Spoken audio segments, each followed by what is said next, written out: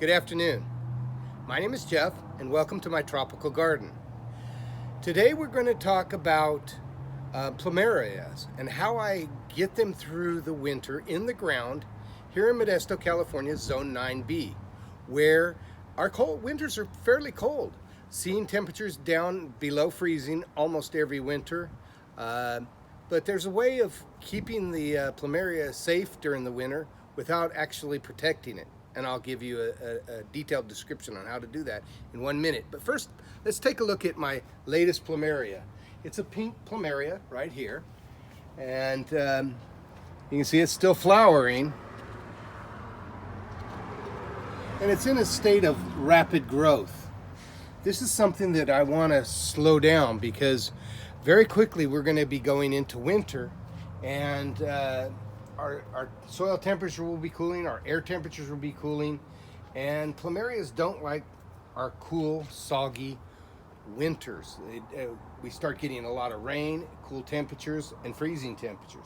So as you can see, I have my Plumeria planted up against the south-facing part of my house, underneath the awning, underneath the rain gutter, I should say, so that it's not open to the outside sky.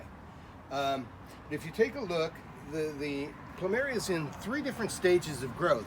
We have old last year's growth, we have spring growth, and then we have new summer growth.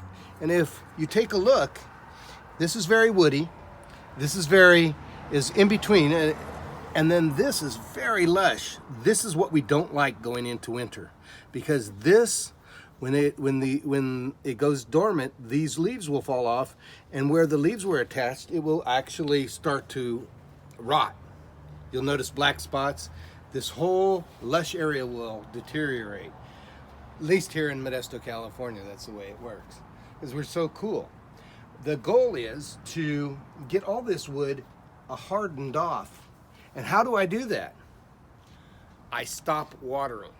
Here we are on a hot 95-degree day in Modesto, and I'm not watering this tree.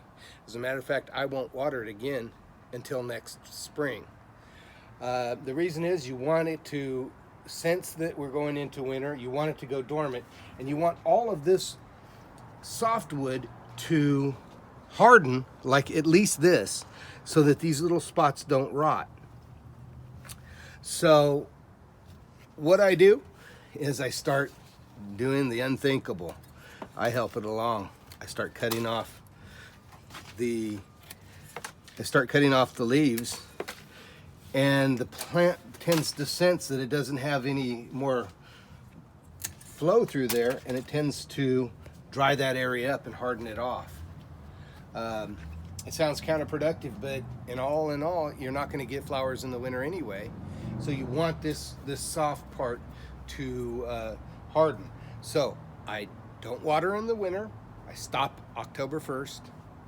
I don't fertilize late in the spring, in the summer, because that will cause lush growth that I don't want to happen, especially with nitrogen. You don't want to put nitrogen after the spring. I don't, at least. And then you want the plant to harden off so it can make it through the winter. So I think that's my tips for the day. My name is Jeff. If you get anything from these videos, go ahead and click that subscribe button. Help me promote my channel. You have a good day.